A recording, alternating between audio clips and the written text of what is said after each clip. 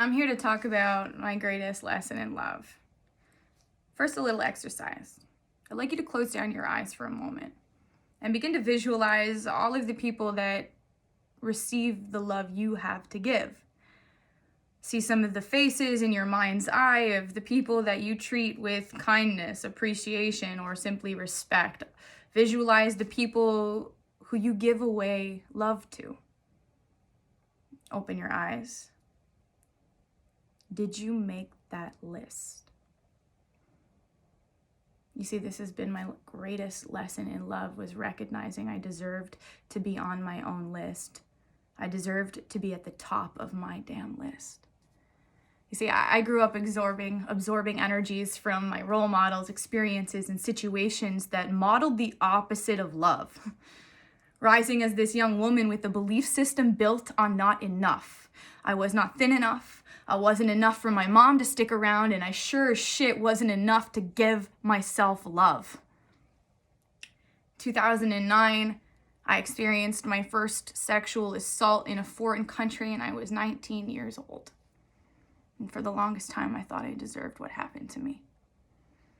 Mentally, I led myself down this very destructive pathway and seeking external validation from the wrong men, the wrong experiences, and the wrong coping mechanisms, because my greatest love blossomed in the absence of love. 2013, I'm sitting in this psychiatrist's office at Toronto East General, and the doctor walks in and he begins to tell me that I have two choices. I can continue to kill myself very slowly because I had bulimia. See, I liked to binge on my pain and my self-destruction, only to throw up the hate I had for myself and watch it swirl down the toilet after. See, I could keep doing that, or I could choose the radical and love myself. Learn to love myself. Obviously, since I'm here, I figured it out. Learning to love yourself when you have no idea how to love yourself is a process. Imagine a baby giraffe in stilettos trying to make its way down a runway. Not exactly graceful. Because I had no idea how to love myself, I started with neutrality. My thoughts were just simply neutral rather than destructive, and as time passed, they became kinder. And as the months morphed into years, I began thinking in love. And then I began speaking in love, and I began mirroring acts of love. I began showing up from a place of love. My greatest love lesson has been learning to love myself.